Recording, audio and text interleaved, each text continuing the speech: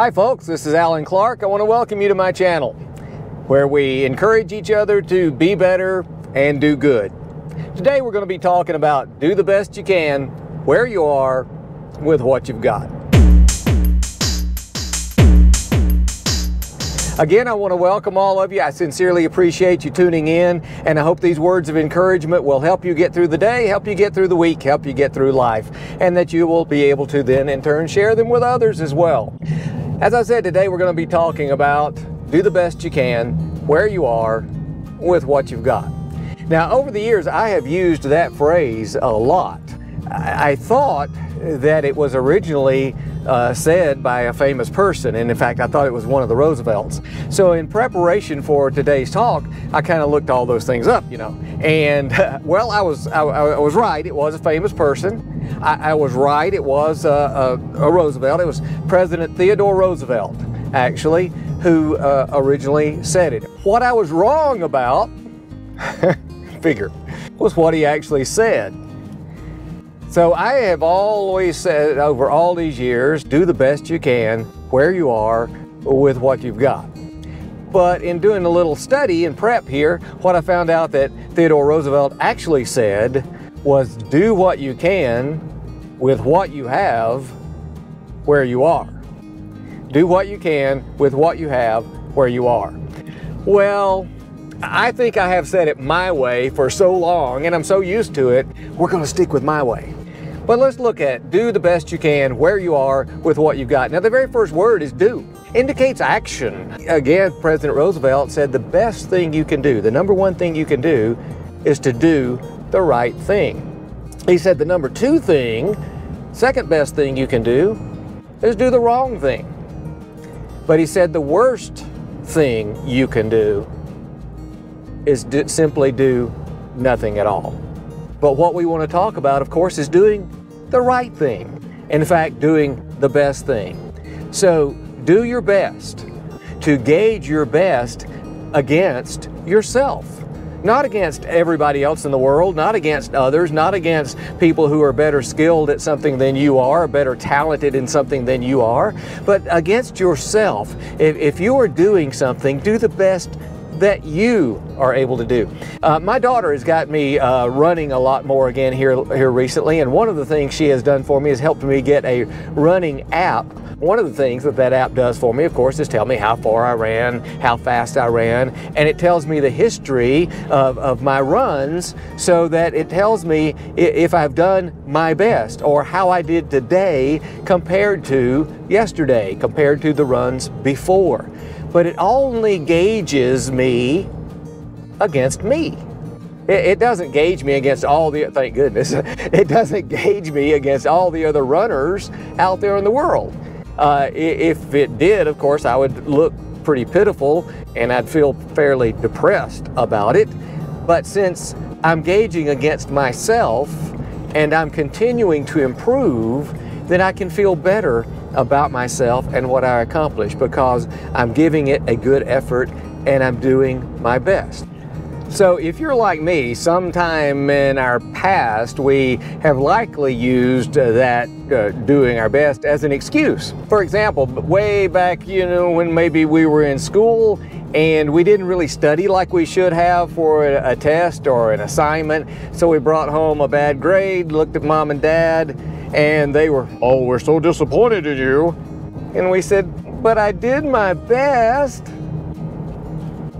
Well, we know we really didn't do our best, right? I mean, we could have done better, and we're kind of using that as an excuse so people will feel sorry for us, or people will help us, so we can say, "I did my best and I couldn't do it." And really what we want to try to encourage each other to do is really, honestly, feel like at the end of the day, you did your best. Your best. Not compared to anyone else, just compared to you, but you did your best. Do the best you can where you are. Well, that begs the question then, doesn't it? Where are you? I mean, where are you in life? Where are you physically? Where are you mentally? Where are you socially? Where are you spiritually? Where are you? Well, the only way you can really begin to get a grasp of where you are right now in the present is if you know where you've come from in the past. And then you can help plot a possible course, potential course, for where you would like to go in the future. But you know, if you don't know your past, it's hard to answer the question of where are you? There are some people in our country right now today that want to do away with, change, erase our history, some things of the past. They want it to be different. But you know, if you do away with your past, either as a country or as an individual, then you don't know where you are today, do you? I mean, you just can't. So it would be like waking up every morning with amnesia. You would have to relive that same day over and over and over, relearning all of the things you learned in your past days, because each day would be relearning them all over again. You know, in the movie, a lot of you have seen, I'm sure, Groundhog Day with Bill Murray. And in that movie, Bill Murray does indeed live the same day over and over and over and over. But the difference in what we just mentioned and what Bill Murray does in the Groundhog movie is he actually retains the memories of the day before. So he knows what happened that day, and so he's able to live each new day, even though it's the same day. He's able to live it again and make improvements, make changes. He knows from what happened previously what worked well, what didn't work, and he's able to adapt each day until finally, at the end of the movie, of course, he gets it right. But he's only able to do that because he knows what happened in his past. Well, where are you? I mean, you know, they say experience is the best teacher. But luckily, it doesn't have to be your own experience. We can all learn from the experiences of others who have gone before us. That's what history is. And the same way, your personal history is important to you. We have to know where we've come from to know where we are now. Do the best you can where you are.